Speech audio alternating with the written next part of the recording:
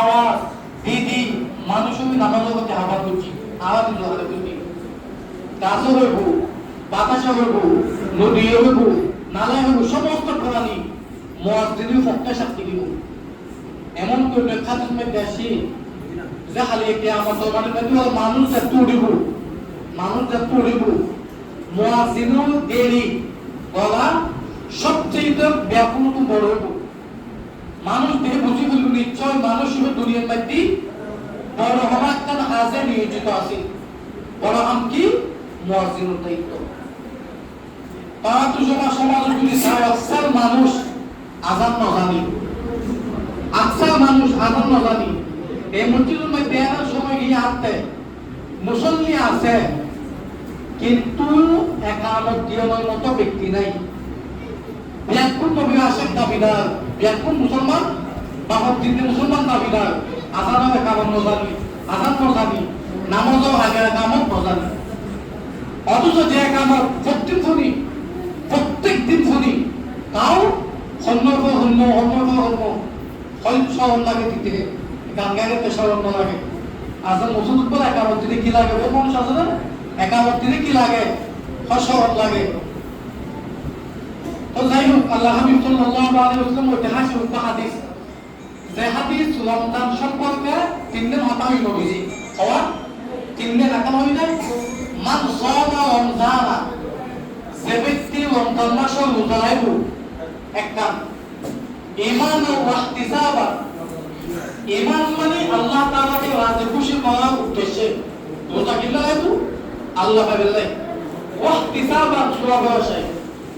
আল্লাহ পাবেলাই সওয়াব আসে যে ব্যক্তি রোজা রাখব গফিরা লাহু মা তাকাদ্দামা মিন যামবিহি আল্লাহ তাআলা তার অতীত সমস্ত গুনাহ মাফ করে দিবে সুবহানাল্লাহ একটা অংশ দুটো অংশ মান কামা লাইলাতা যে ব্যক্তি রমজানের রাত খুলবি জাগ্রত হবে মুতাকা তারাবির নামাজ আদায় করব ওয়াহতিসাবা আল্লাহ পাবেলাই সওয়াব আশায় গফিরা লাহু মা তাকাদ্দামা মিন যামবিহি নবী আলাইহিস সালাতু ওয়াস সালাম আল্লাহ তাআলা তার অতীত সমস্ত গুনাহ মাফ করে দিবেন সুবহানাল্লাহ তিন নম্বর ওমান কামা লাইলাতাল কদর ঈমানান ওয়া ইহতিসাবান গফিরা লাহু মা তাকাদ্দামা মিন যামবিহি যে ব্যক্তি লাইলাতুল কদর তালাশ করবে সওয়াব আশায় এই লাইলাতুল কদর নবী আলাইহিস সালাতু ওয়াস সালাম তার অতীত সমস্ত গুনাহ মাফ করে দিবেন সুবহানাল্লাহ তো আল্লাহ তাআলা ব্যাকুল রোজালাহিল্লাহি তৌফিক দি এবং সাথে সাথে তারাবির নামাজের মাধ্যমে এক খতম কোরআন পড়িবেলাই কিংবা শুনিবেলাই তৌফিক দি এর বড় নিয়ামত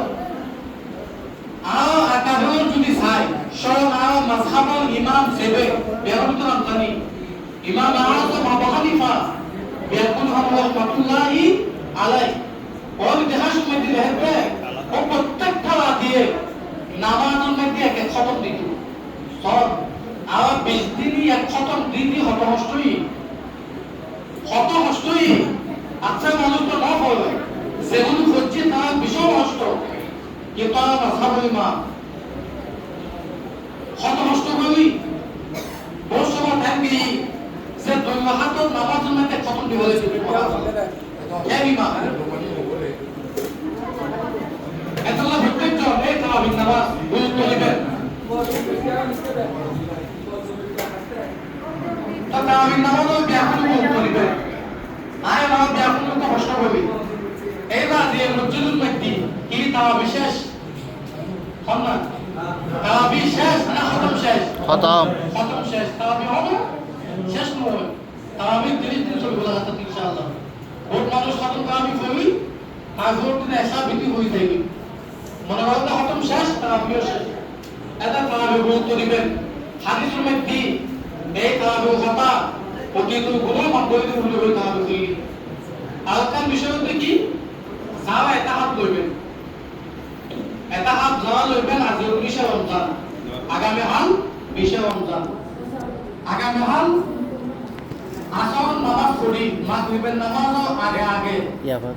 মাগরিবের নামাজও আগে যারা মসজিদ মধ্যে হাত লইবেন বিয়াকুল মসজিদুল চলে যাবেন হাউল মাকতুবের নামাজ ওই তাহার তুমি সময় আল নতাইব যারা তাহার লইব তারা তা খালি এই স্থান মসজিদ নাই তাহলে তা ফটো বল রসটা লইনি